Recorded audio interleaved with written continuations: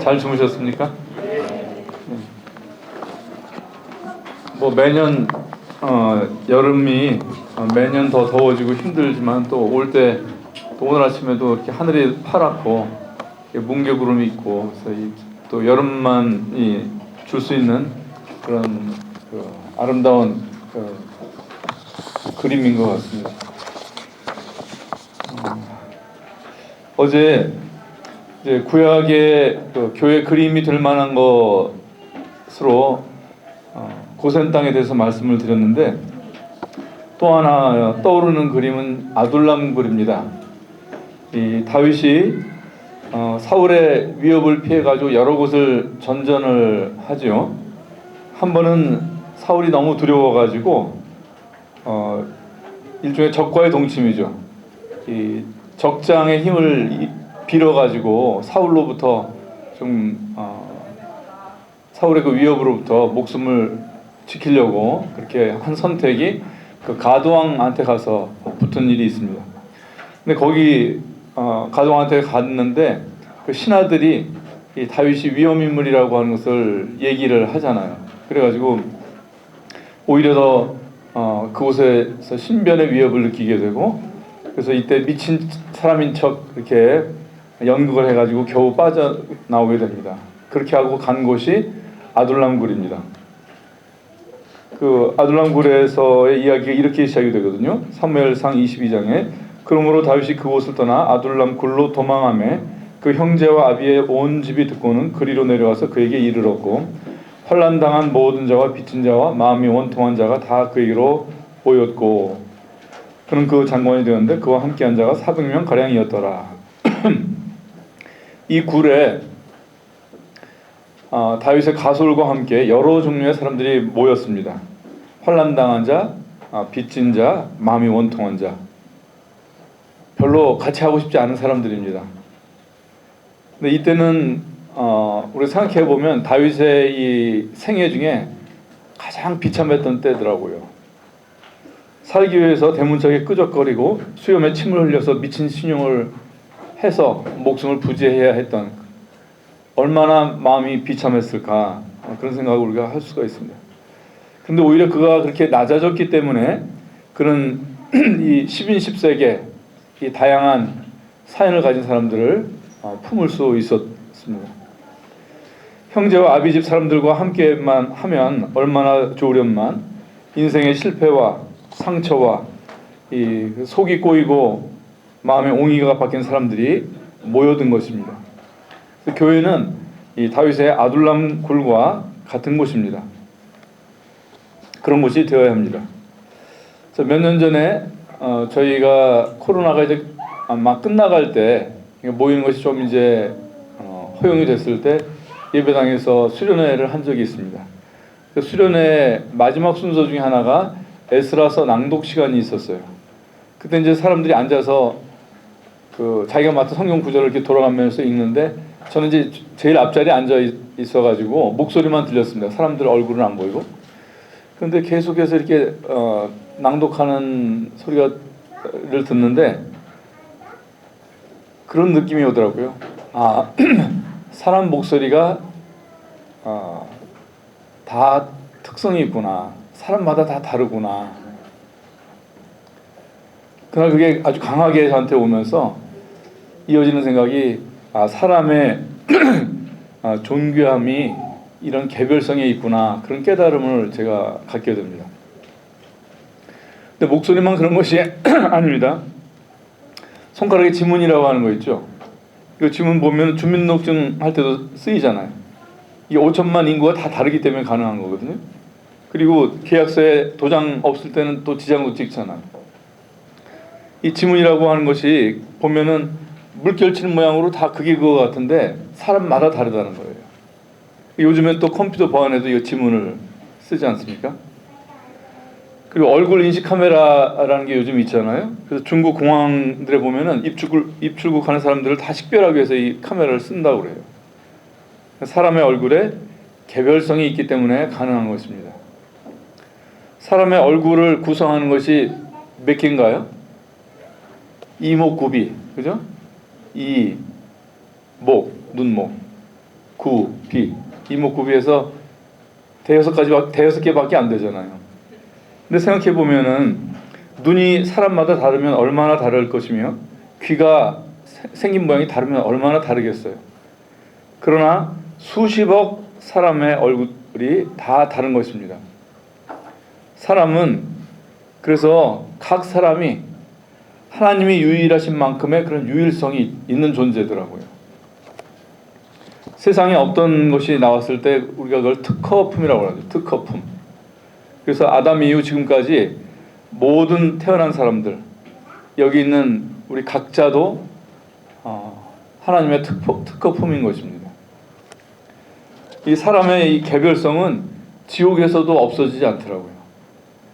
누가복음 16장에 부자와 나사로 이야기를 어제 했는데, 이 음부에 떨어진 부자가 보면은 땅에서의 자기 정체성 그대로 가지고 있는 것을 알 수가 있습니다.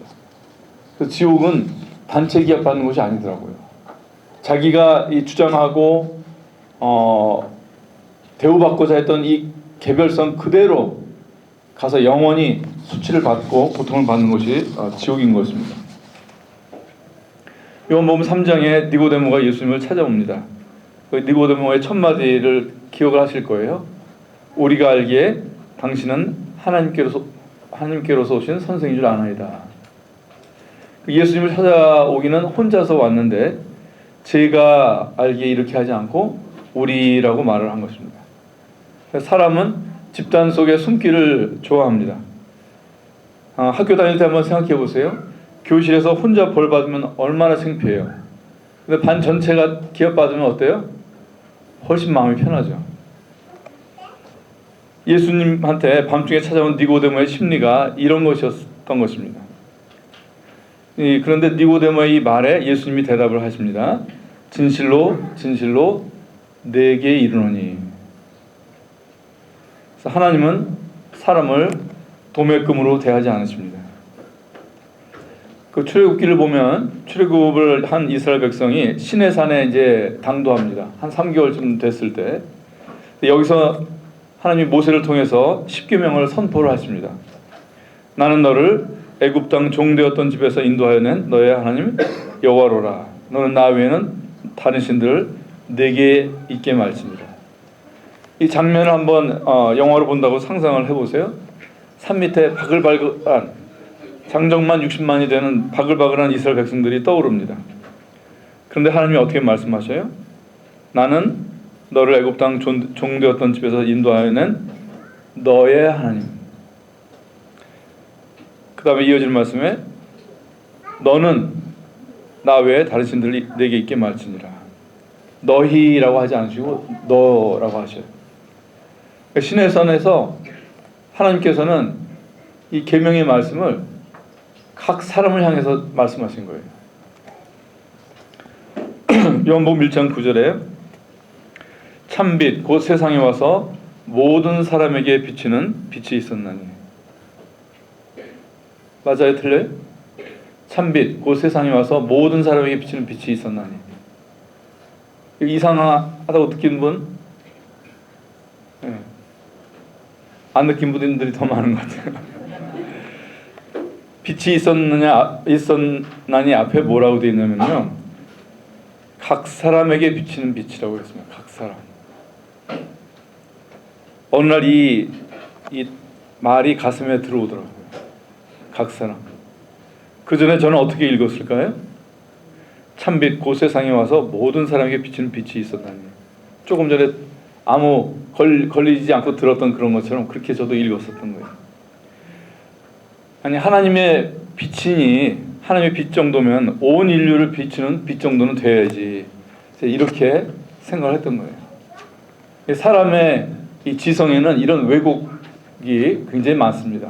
그래서 우리가 이 구원받은 다음에 우리의 이 지성에 많은 변화가 필요해요. 사실 그 전에 우리가 가지고 있었던 것, 나름 합리적이고 이성적이라고 생각하는 이 생각의 프레임이 다 세상으로부터 학습된 것이에요.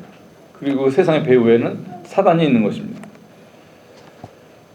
그 캠프북 이번에 만들 때 제가 찬송가를 몇 곡 보내드렸습니다. 그 중에 세 번째 찬송가 3번 한번 보시겠어요?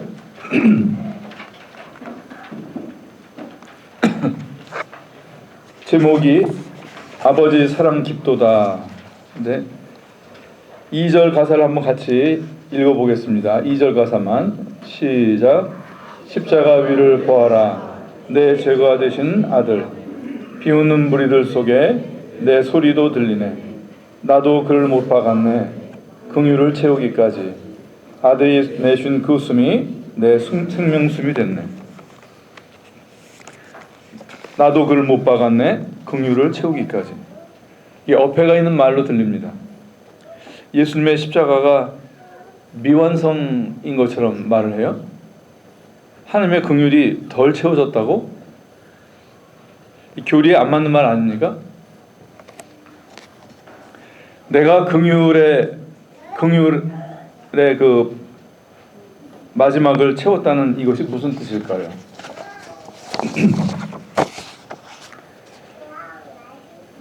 하나님의 마음은 이것입니다. 나의 긍휼이 너의 것이 되지 않으면 그것은 마치 긍휼이 빠진 십자가와 같다.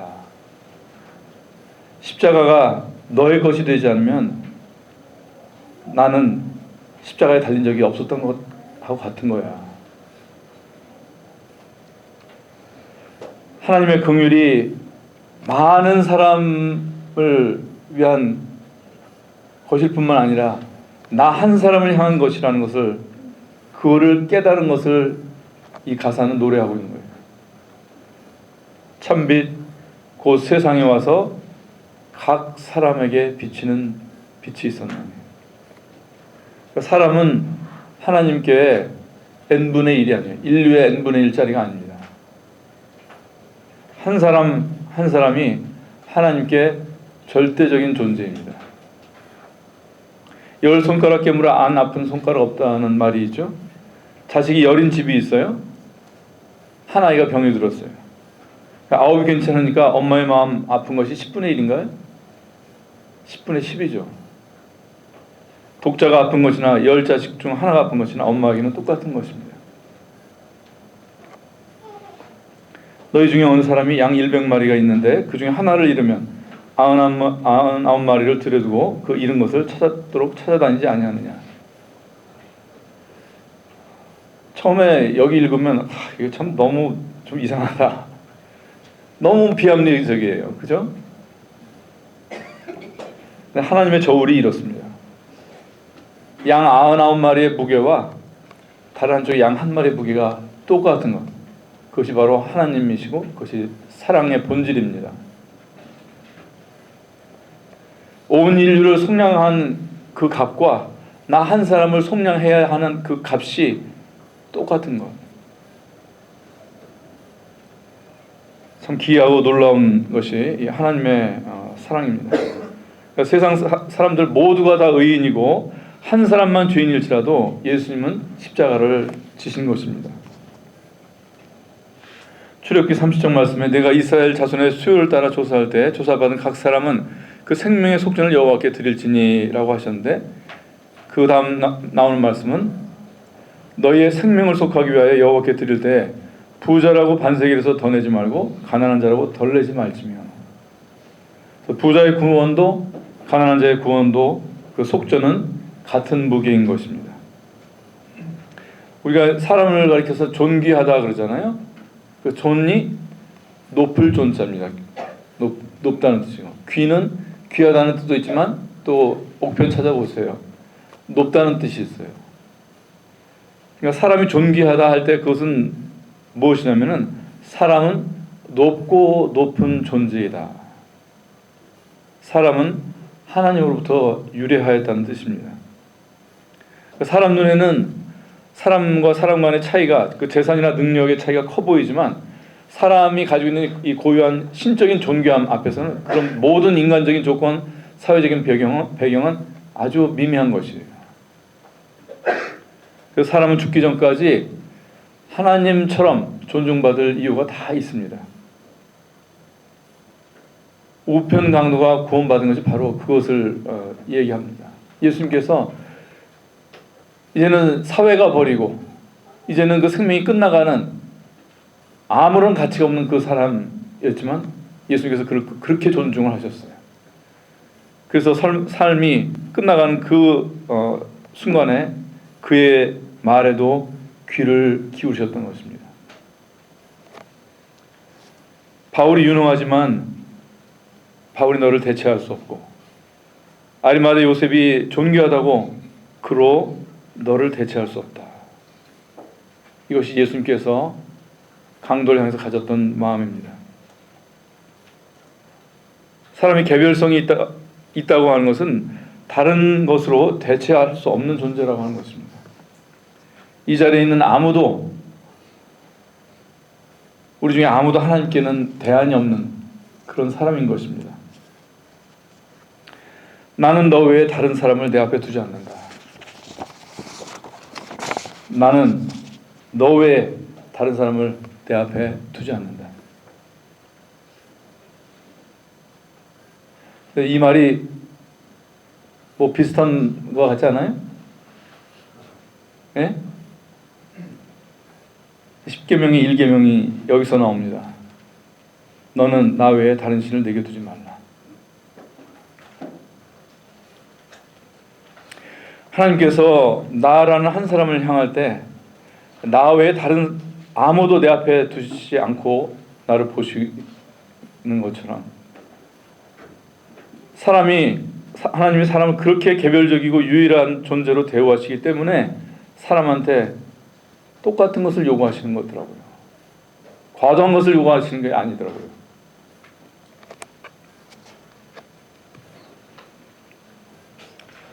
그것이 10계명의 1계명입니다. 우리는 얼마나 믿는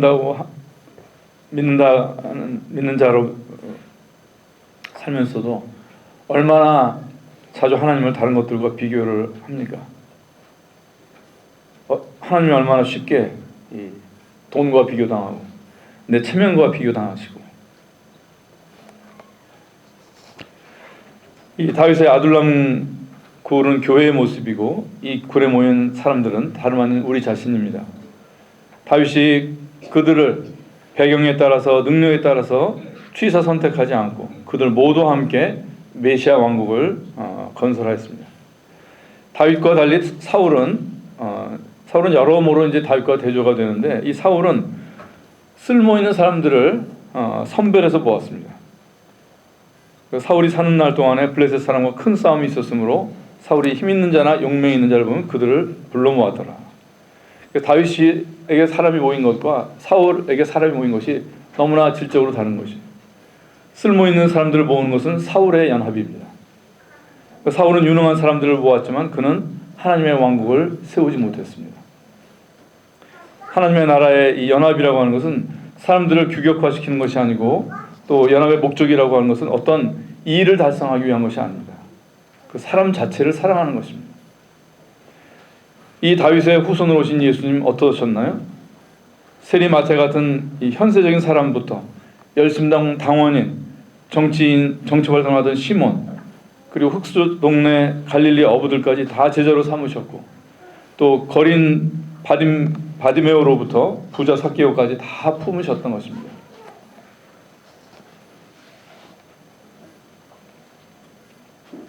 그래서 연합의 마음이라고 하는 것은 사람의 그 개별성을 아는 것, 그걸 존중하는 마음, 이것이 연합의 마음인 것입니다.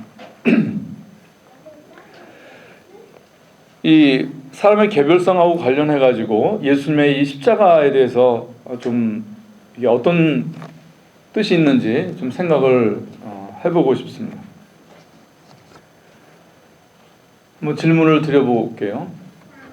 사람이 돈이 얼마가 있으면 사람 목숨을 살 수 있을까요? 요즘 자동차들 다 쓰시니까 보험 드시죠. 자동차 보험. 자동차 보험에 보면은 그 두 가지를 들게 돼 있어요. 하나는 대물 보험, 대물 배상. 그다음에 하나는 대인 배상. 대물 보험 배상 말 그대로 물건, 그러니까 상대방 자동차나 물건을 훼손시킨 것에 대해서 얼만큼 보상할 것인지, 그래서 전에는 한 1억 정도 들었었거든요. 근데 요즘에는 1억까지도 안 돼요. 워낙 비싼 차들이 많아지니까. 그래서 저는 3억인가 들었던 것 같아요. 대인 보험은 얼마 드셨어요? 대인 보험 무한입니다. 무한. 사람의 생명을 축내거나 앗은 것에 대해서는 충분한 보상이라는 것이 불가능한 것입니다. 그래서 이론까지도 이 냉정한 보험의 원리도 사람의 값이 무한성이 있다고 하는 것을 아는 것이에요. 그래서 사람이 만일 온천을 얻고도 제 목숨을 잃으면 무엇이 유익하리요? 사람이 무엇을 주고 제 목숨을 바꾸겠느냐 하셨어요. 그러니까 사람의 목숨은 지구에 있는 것을 다 내주어도, 지구에 있는 걸 다 가질 수 있는 사람도 없지만 그래도 살 수 없는 것입니다. 제가 있는 병원이 이제 큰 병원이라서 가끔 이제 아주 갑부나 재벌 뭐 이런 사람들의 죽음도 제가 직접 주치의가 된 적도 있었고 또 옆에서 보기도 해요. 사람이 아무리 돈이 많아도 하루를 더 살 수 없어요. 사람이 어떤 것을 치르고도 자기 목숨 하나 더 못 사는 것입니다. 사람의 목숨은 여분이 없습니다. 시편 49편 한번 다 같이 펴보겠습니다.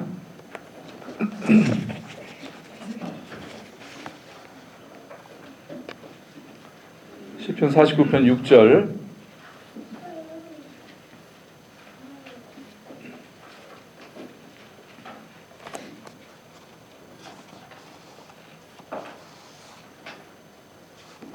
육, 7, 8절 세 절을 같이 읽어보겠습니다. 시작. 자기의 재물을 의지하고 풍부함으로 자긍하는 자는 아무도 결코 그 형제를 구속하지 못하며 저를 위하여 하나님께 속전을 바치지도 못할 것은 저희 생명의 구속이 너무 귀하며 영영이 못할 것입니다.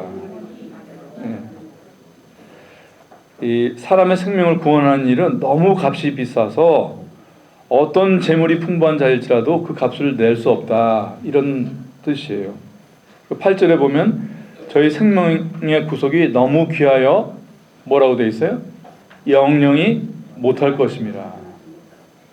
그러니까 사람을 구원하는 것은 할 수 있는 방도가 없다는 그런 말이에요.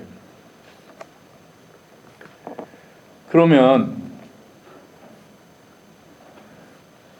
우린 예수님이 온 세상을 구원하셨다는 걸 믿고 있는데 어떻게 예수님은 모든 사람을 구원한 속량이 되셨을까?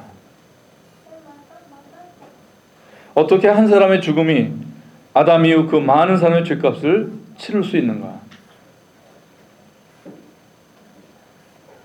보통 이렇게 설명을 합니다. 모든 인류의 죄값을 치르려면 그 대속물은 모든 인간을 합한 값보다 더 큰 가치여야 한다. 예수님이 하나님이시기 때문에 예수님의 죽음은 모든 사람의 죄를 갚을 수 있다. 그럼 성경 말씀으로 가서 한번 이 이슈에 대해서 어떻게 예수님 한 사람의 죽음이 모든 사람의 죄를 대속할 수 있었는가? 성경이 이에 대해서 어떻게 말씀을 하시는지 상고를 해보겠습니다. 히브리서 2장 말씀에는 오직 우리가 천사들보다 잠깐 못하게 하심을 입은 자, 예수님을 말하죠. 곧 죽음의 고난 받으심을 인하여 영광과 존귀로 관쓰신 예수를 보니 이를 행하시면 하나님의 은혜로 말미암아 모든 사람을 위하여 죽음을 맛보게 하심이라. 그리고 이어지는 말씀에 자녀들은 혈육에 함께 속하였음에 그도 또한 한 모양으로 혈육에 함께 속하심은 사망으로 말미암아, 죽으심으로 말미암아, 그렇게 읽으면 됩니다. 사망으로 말미암아 사망의 세력을 잡은 자 곧 마귀를 없이 하시며, 이렇게 말씀이 되어 있어요. 이 히브리서 말씀에 보면 예수님은 세상에 올 때 천사보다 못한 상태로 오셨어요. 그리고 사람의 죽음을 죽기 위해서 우리와 한 모양으로 혈육에 속하셨다고 하셨습니다. 이 한 모양의 혈과 육이라고 하신 대로 예수님은 광야에서는 줄이셨고 수가성에서는 목마르셨고 고나였을 때는 배 안에서 잠들기도 하셨습니다. 사람의 이 혈액이 몇 리터인지 아세요? 사람의 이 피의 양이 5리터 정도 됩니다. 성인 기준 5리터. 예수님의 피가 몇 리터였을까요? 네, 똑같은 5리터. 한 모양으로 혈육에 속하셨다고 하셨습니다. 우리가 똑같은 5리터의 피였어요. 시편 22편에는 그리스도의 이 고난과 죽음의 예언의 말씀이 있습니다. 개들이 나를 에워쌌으며 악한 무리가 나를 둘러 내 수족을 찔렀나이다. 내가 내 모든 뼈를 셀 수 있나이다. 다 예수님의 십자가가 생각이 되죠. 저희가 나를 주목하여 보고 내 겉옷을 나누며 속옷을 제비 봅나이다. 여호와여 멀리하지 마옵소서. 나의 힘이시여 속히 나를 도우소서. 내 영혼을 칼에서 건지시며 내 유일한 것을 개의 세력에서 구하소서. 예수님의 이 고난과 십자가의 고난과 죽음에 대한 말씀입니다. 이 말씀대로 예수님이 수족을 찔리셨고 군병들이 예수님의 겉옷을 나누고 속옷을 제비 뽑았습니다. 여기 읽은 말씀 중에 이렇게 되어 있어요. 내 영혼을 칼에서 건지시며 내 유일한 것을 개의 세력에서 구하소서. 개역 개정 성경을 가지고 계신 분들은 이걸 나중에 한번 찾아보세요. 시편 22편. 여기 보면 내 유일한 것에 각주가 되어 있어요. 각주. 그 각주를 이제 그 페이지의 각주를 보면 생명 이렇게 되어 있어요. 생명. 그래서 여기서 유일한 것, 이것은 바로 예수님의 생명을 가리키는 말이에요. 내 영혼을 칼에서 건지시며 내 유일한 생명을 개의 세력에서 구하소서. 그래서 예수님의 십자가는 영적인 것에 국한된 것이 아니고 사람에게 유일한 것, 즉 예수님의 목숨이 드려진 것입니다.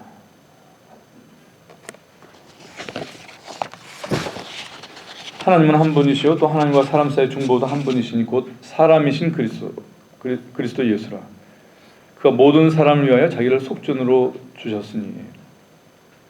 하나님과 사람 사이의 중보가 되신 예수님을 사람이신 그리스도라고 하십니다.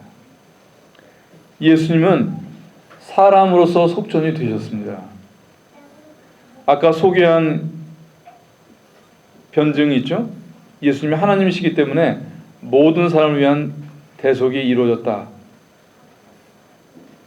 이 설명이 언뜻 들으면 타당한 것 같은데 완전한 답이 되지 않습니다. 어떻게 예수님이 한 사람으로서 모든 사람의 속량이 되셨는가? 그래서 상상을 한번 해봤어요. 이 질문을 가지고 예수님을 인터뷰하는 거예요.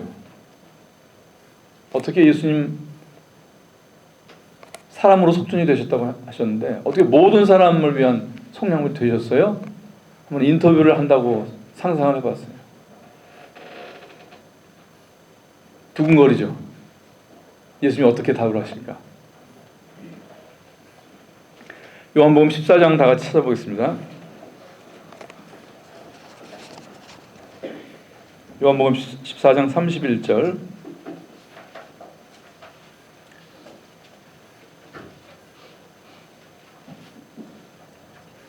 네, 다 같이 한번 읽어보겠습니다. 14장 31절 시작.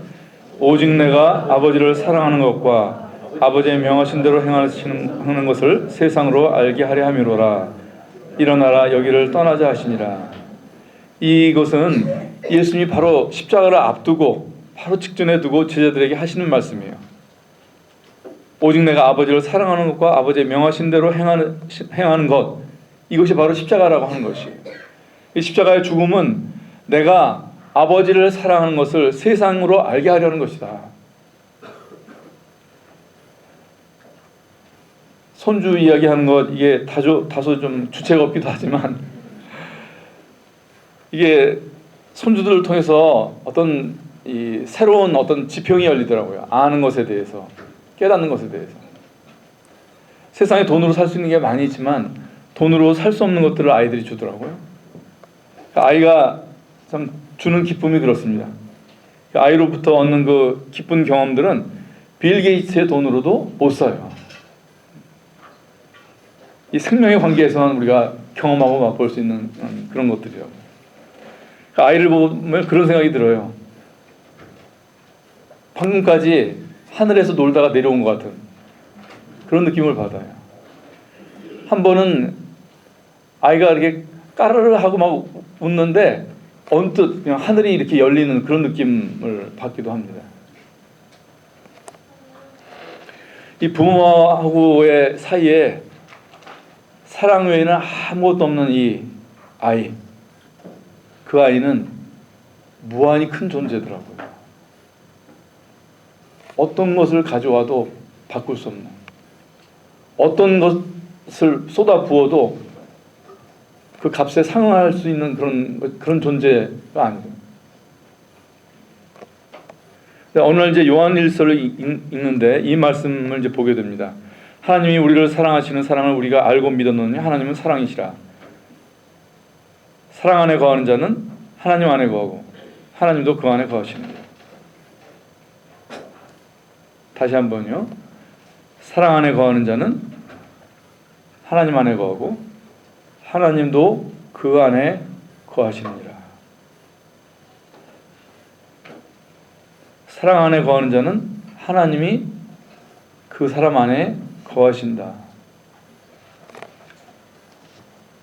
사람 안에 하나님이 들어가실 수 있나? 하나님이 무한하신 존재이신데 유한한 사람 속에 거하실 수 있습니다.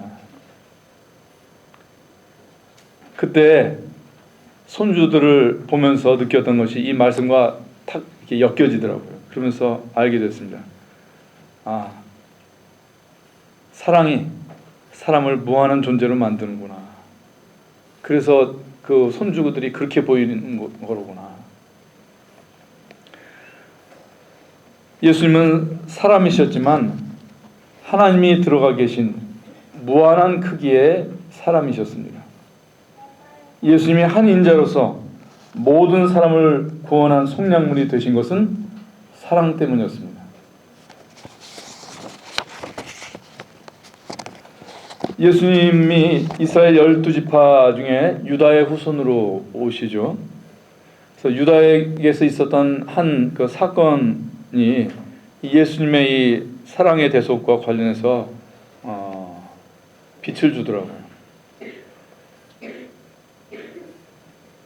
요셉이 애굽의 총리가 된 뒤에 온 땅에 기근이 듭니다. 가나안에 있던 야곱의 집에도 양식이 떨어집니다. 양식을 구하기 위해서 요셉의 형제들이 애굽에 내려와서 요셉 앞에 섭니다. 형제들은 요셉이 이 총리가 요셉인지를 모르죠. 요셉이 자기를 드러내지 않고 형제들을 계속 시험합니다. 그러니까 처음에는 시몬을 붙잡고 막내를 데려오라고 하죠. 베냐민이요. 근데 이렇게 해서 이제 올라가긴 했는데 야곱이 아들들한테 양식이 떨어지니까 다시 애굽에 갔다 오라고 하지만 베냐민을 붙들고 있어가지고 형제들이 이도저도 못하는 그런 상황이에요. 이때 유다가 어렵게 이제 아비를 설득해서 베냐민을 데리고 애굽으로 다시 내려갑니다. 그런데 이제 야곱이 걱정했던 대로 베냐민에게 변고가 생기죠. 요셉이 베냐민의 자리에다가 은잔을 숨기고 이것을 꼬투리로 해가지고 볼모로 붙잡습니다. 근데 아시다시피 이 일이 해피엔딩으로 끝나죠. 근데 이 극적인 해피엔딩이 바로 유다에 의해서 이루어집니다. 그 유다가 이 베냐민을 붙잡은 요셉 앞에 나가서 간청을 합니다. 다 같이 한번 창세기 44장을 펴보겠습니다.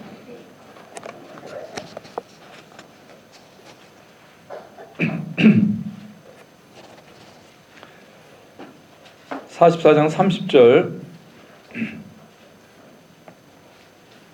제가 읽겠습니다. 아비의 생명과 아이의 생명이 서로 결탁되었거늘 이제 내가 주의 종 우리 아비에게 돌아갈 때에 아이가 우리와 함께 하지 아니하면 베냐민을 말합니다.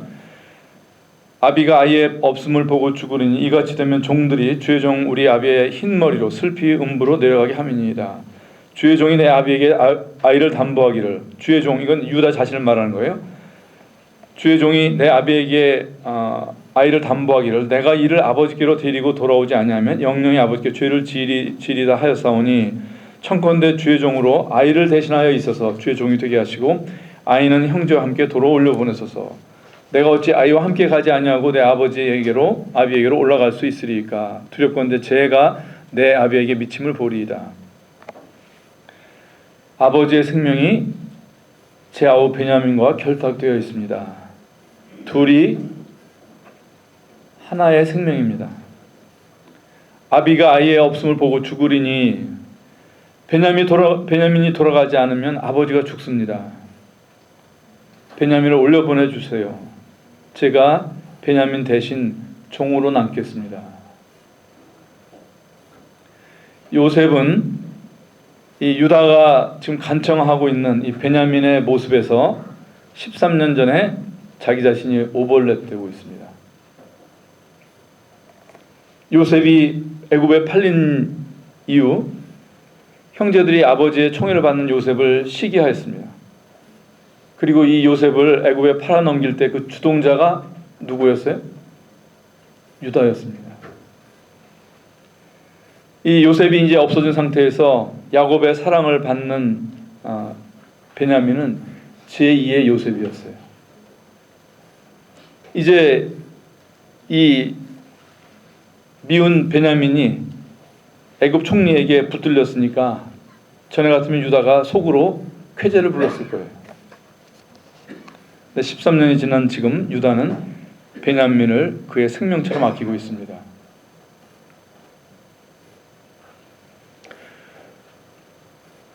베냐민을 사랑하는 아비 야곱의 마음으로 베냐민을 보았던 것입니다. 요셉이 유다의 사랑을 보았어요.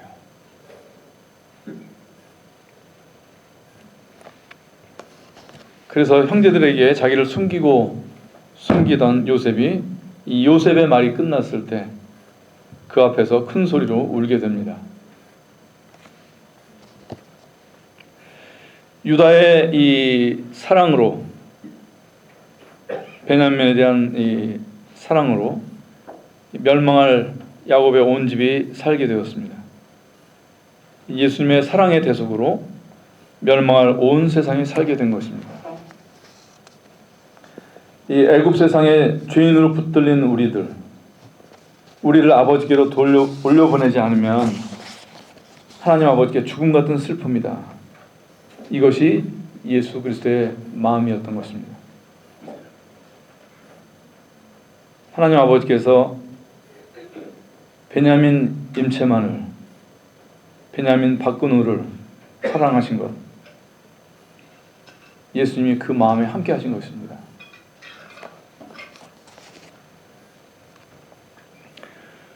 시편 91편에는 예수님의 부활에 대해서 이렇게 말씀을 하고 계셔요. 하나님이 가라사대 저가 나를 사랑한즉 내가 저를 건지리라.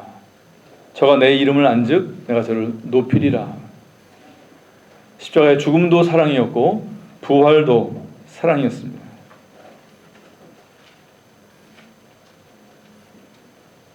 샘물과 같은 보혈은 주님의 피로다. 이 찬송가 258장의 3절에 보면 이렇게 되어 있어요. 속죄함 받은 백성은 영생을 얻었네. 샘 솟듯 하는 피권세 한없이 크도다. 또 찬송가 260장은 주의 피로 이룬 샘물 참 깊고 넓도다. 구원하는 크신 능력 찬송할지어다. 샘에서 물을 마셔보셨죠? 요즘 청년들은 그런 기회가 없었을지 모르겠는데 샘이 물을 뜨면 다시 차오르죠. 다음 사람이 와서 물을 뜨면 또 차오르고. 그것이 샘입니다. 십자가의 보혈은 마르지 않는 그런 샘인 것입니다. 그래서 이 십자가의 대속은 사람이 아무리 많아도 모든 사람에게 효력이 있습니다. 그런 근본 하나님의 본체시나 하나님과 동등됨을 취할 것으로 여기지 아니하시고 오히려 자기를 비워 종의 형체를 가져 사람들과 같이 되었고 사람의 모양으로 나타나셨으며 자기를 낮추시고 죽기까지 복종하셨으니 곧 십자가에 죽으심이라. 하나님과 동등됨의 지위를 안 취하신 것이 십자가입니다. 십자가의 속량은 물로 포도주를 만드신 기적으로도 바다를 꾸짖으신 권위로도 죽은 나사로를 살리신 능력으로도 된 것이 아닙니다. 하나님으로서의 전지전능하심, 무소부재하심 이런 것이 속량의 가치가 된 것이 아닙니다. 사랑이 속량물이 된 것입니다.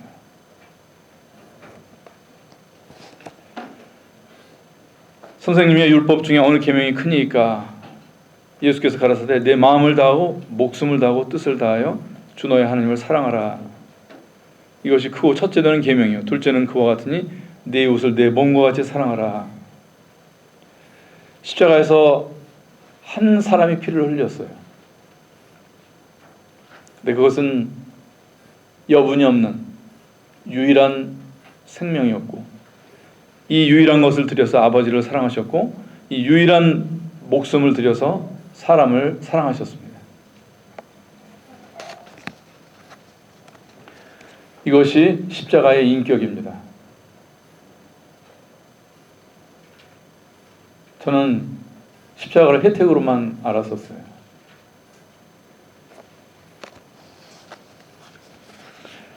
예수님이 사람으로서 이루신 대속, 그 속에 있는 그리스도의 사랑은 예수님이 하나님이신 사실 못지않게 놀랍고 신비하더라고요. 시편 아까 읽었던 그 말씀에서 사람의 구속이 너무 귀해서 영영이 못할 것이라고 한 이 영원히 불가능한 이 구원을 이루신 그리스도의 사랑, 우리가 마땅히 칭송해야 되고 또 더 알아가야 합니다. 그리고 내 이웃을 내 몸과 같이 사랑하라 하신 이 말씀을 통해서 우리가 생각해야 될 것은 사람은 자기만큼 자기가 자기인 만큼 남을 사랑할 수 있어요.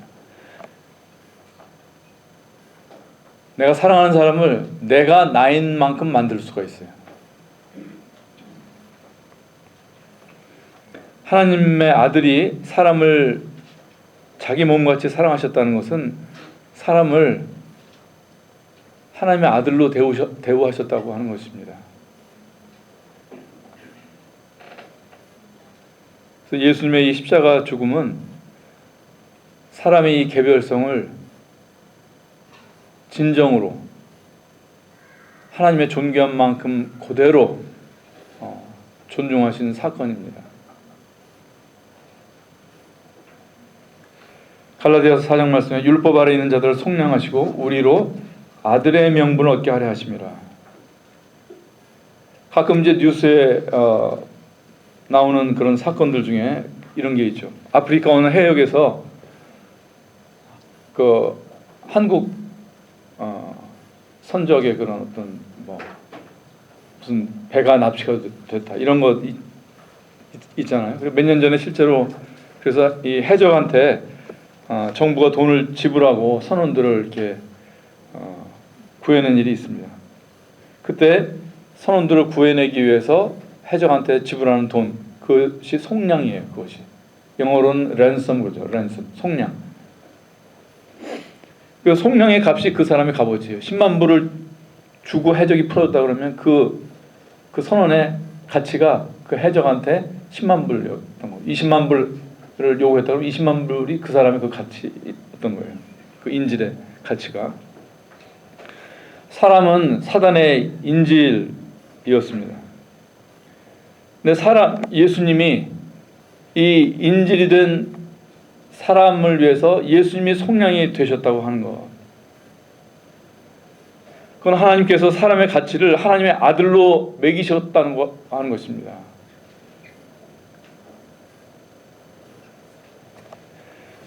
예수님께서 부활하시고 막달라 마리아를 만났습니다. 그리고 하시는 말씀에 이렇게 되어 있어요. 나를 만지지 말라. 내가 아직 아버지께로 올라가지 못하였노라. 너는 내 형제들에게 가서 이르되 내가 내 아버지 곧 너의 아버지 내 하나님 곧 너의 하나님께로 올라간다 하라. 예수님께서 마리아에게 제자들에게 전하라고 하신 이 말씀을 보면은 내 아버지 곧 너희 아버지 내 형제들한테 가서 내 아버지 곧 너희 아버지께로 간다. 이제 그동안은 하나님이 나의 아버지만이었는데 이제는 나의 아버지만이 아니라 너희의 아버지이시다. 그래서 내 이웃을 내 몸과 같이 하라고 하신 대로 이 말씀을 먼저 실천하셨더라고요. 이 말씀 그대로 사람으로 하여금 하나님을 아버지로 부르는 자들이 되게 하셨어요. 이걸 부활하신 하나님 예수님의 입으로 이렇게 말씀을 하시고 증거를 남기신 거예요.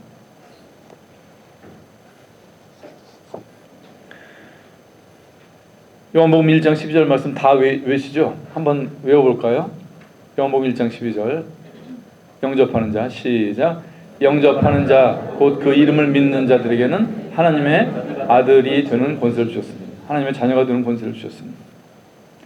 그러니까 예수님을 믿은 것, 구원받았다고 하는 것은 하나님의 아들 되는 것입니다. 사람이 대상이 너무 크면은 다 감각하지 못하고 이해도 못합니다. 코끼리 정도면은 코끼리가 크다는 걸 사람 눈이 감각할 수가 있어요. 근데 은하계가 얼마나 큰지는 그건 이제 추상적이고 관념적인 것이에요. 그걸 실제로 사람 눈이 감각할 수가 없어요. 너무 크니까. 복음의 진리가 그렇습니다. 만물이 인하고 만물이 말미암은 자에게는 많은 아들을 이끌어 영광에 들어가게 하신 이래. 우리를 많은 아들들이라고 구원받은 자들을 말씀하고 계시고 또 거룩하게 하는 자와 거룩하게 함을 입은 자들이 다 하나에서 난지라. 그러므로 형제라 부르시기를 부끄러워하지 아니하셨다고 하셨습니다. 구원이 무엇이냐? 십자가가 무엇이냐? 하나님의 입장에서는 많은 아들들을 얻는 것이고 예수님의 입장에서는 자신의 형제들을 얻는 일입니다.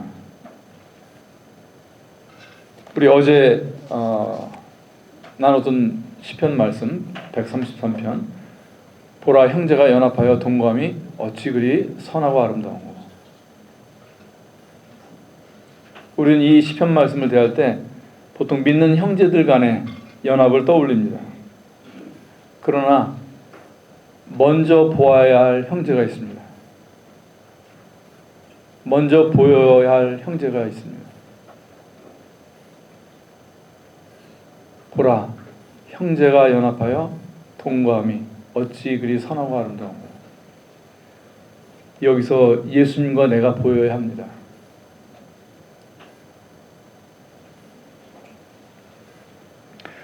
내가 예수님과 동급이라고? 어떻게 이렇게 사람이 피조물인데 죄인인데. 저는 구원받으면은 예수님의 부하 아니면 하나님의 측근 정도 되는 것으로 생각을 했던 것 같아요. 천사만큼 정도 거룩하게 되려나? 그 정도만 돼도 그게 어디야? 하나님이 세상을 이처럼 사랑하사 독생자를 주셨으니 이렇게 요한복음 3장 16절이 되어 있지만 하나님이 세상을 이처럼 사랑하사 천사를 주셨으니 저는 이렇게 읽었던 것입니다. 성도가 아들이 아닌 천사쯤 되어도 하나님이 만족하실까? 그럴 수 없습니다. 왜냐하면 속량으로 치루신 것이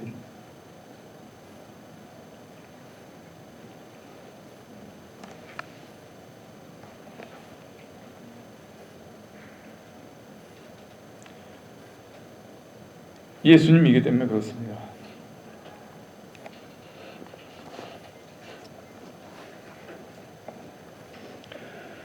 그래서 많은 말씀들이 이 진리를 드러냅니다.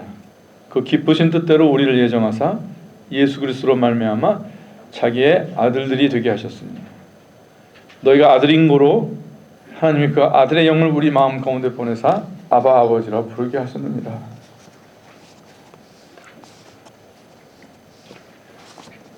그러므로 내가 이후로는 종이 아니요 아들이니 그러므로 내가 이후로는 종이 아니요 아들이니 아들이면 하나님으로 말미암아 유업을 이을 자니라. 그래서 구원을 하나님 아들 되는 것보다 작게 믿으면 그건 겸손이 아니라 무지입니다. 자신의 유일한 목숨을 속량으로 내놓으신 또 이 무한한 크기의 이 사랑을 속량으로 내놓으신 그리스도를 모르는 것이고 이 십자가의 그 엄청난 크기의 죽음을 왜소하게 만든 그리고 이 하나님 입장에서는 배임이에요. 배임. 아들들 삼고자 무한한 크기의 아들을 내주시고 구원하셨는데 이 세상을 구원하셨는데 아들보다 못한 정체성 가지고 그렇게 세상과 하나님 사이에서 어정쩡하게 사는 이것은 하나님께 영적인 배임이 되더라고요. 어제 첫 시간에 요한복음 1장에 대해서 잠깐 나누었었죠. 태초에 말씀이 계시니라. 이 말씀이 하나님과 함께 계셨으니 이 말씀은 곧 하나님이시니라. 그 태초에 하나님과 함께 계셨고 만물이 그로 말미암아 지은 바 되었습니다. 그래서 어제는 이 함께가 갖는 의미에 대해서 이게 바로 창조의 동력이다. 하나님이 물리학과 화학과 생물학을 가지고 이 세상을 창조하신 것만이 아니라 함께합니다. 이 인격적이고 따뜻함과 이 따뜻한 인격을 가지고 이 세상을 창조하시고 사람을 만드셨다는 거 하는 것을 말씀드렸어요. 근데 오늘 1절 말씀을 한번 다시 봐봐요. 태초에 말씀이 계시니라 이 말씀이 하나님과 함께 계셨으니 이 말씀은 곧 하나님이시니라. 이 말씀은 곧 하나님이시니라 앞에 뭐가 있어요? 뭐가 있어요? 이 말씀이 하나님과 함께 계셨으니 여기도 함께해요. 여기도 말씀이 하나님과 함께 계셨으니 곧 하나님이시다라고 할 때는 이 말이 갖고 있는 의미는 이 함께는 두 존재의 격이 같다고 하는 것을 말씀하고 있는 거예요.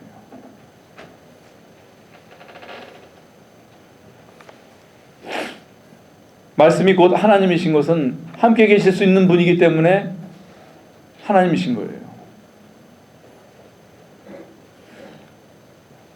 사람이 개나 고양이를 데리고 살지만 결혼을 하지 않아요. 생명의 격이 다르기 때문에 그렇습니다. 그러니까 서로 존재의 격이 같지 않으면 진정으로 함께 되는 게 아니에요. 그냥 데리고 있는 것이고 아니면 종속되어 있는 것이고 요한복음 1장에서 말씀하시는 이 함께라고 하는 것은 두 존재가 격이 같다고 하는 것을 말씀하시는 것이고 그럴 때만이 진정으로 함께 되는 그것이 진정한 함께라고 하는 것이에요.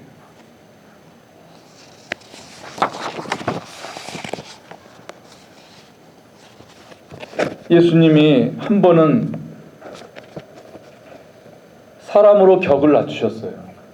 하나님으로서는 사람과 함께가 될 수가 없기 때문에 사람으로 격을 낮추셔서 사람과 격을 낮추신 것도 아예 짐승 수준으로 낮추셨잖아요. 그래서 말 위에서 태어나시고 죄인들과 함께 하시고 격이 같아져야 되니까 거기까지 낮아지셨어요. 한 번은 사람으로 격이 낮아지셔서 사람과 함께 하셨고 이제는 부활하셔서 사람을 하나님의 아들로 격을 높이신 것입니다. 시편 133편 형제가 연합하고 동거한다고 하였습니다. 누가 어떤 사람들이 연합해요? 형제들이 연합하는 것입니다. 사람이 주님과 연합하려면 연합이라고 하는 것은 다 모든 사람들의 관심이고 갈망이고 그래요. 그러나 진정으로 함께 되고 연합하려면 예수님과 격이 같아야 됩니다. 그래서 사람을 하나님의 아들들로 구원하신 거예요.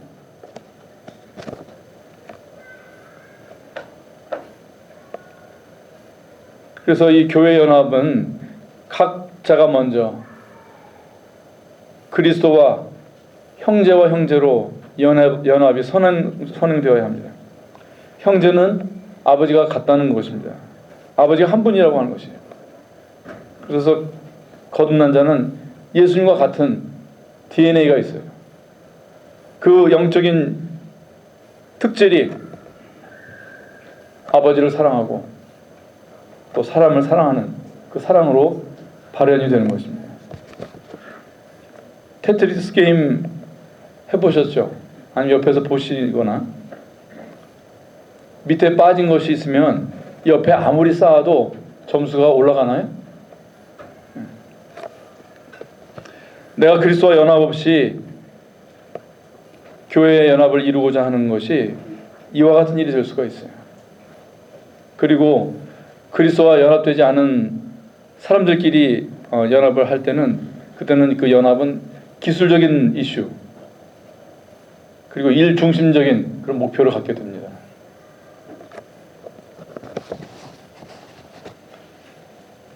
로마서 8장 찾아보고 마치도록 하겠습니다. 로마서 8장 29절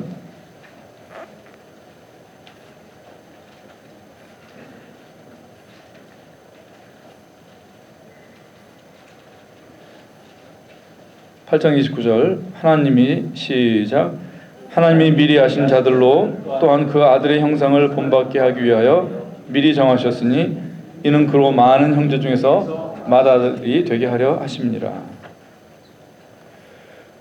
우리는 영적으로 다 애굽에 붙들린 베냐민들입니다. 유다가 자기를 버려서 베냐민과 연합하였습니다. 구원받은 우리들은 예수님을 본받게 하기 위해서 구원을 받았습니다. 구원을 받은 사람은 또 예수님을 닮아가야 되죠. 예수님이 먼저 이 베냐민들인 우리와 십자가에서 연합하셨어요. 너무나 고귀한 것으로.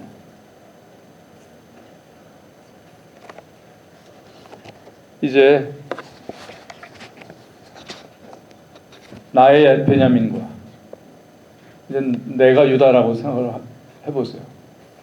나의 베냐민, 가족일 수도 있고 교회 지체일 수도 있고 직장의 아무개 누구일 수도 있어요. 나의 베냐민과 이제 연합해야 합니다. 그래서 이 캠프북에 2번이 있어요. 2번 보라 아버지 어떻게 우리를 사랑했나 이걸 부르는 것으로 마치도록 하겠습니다.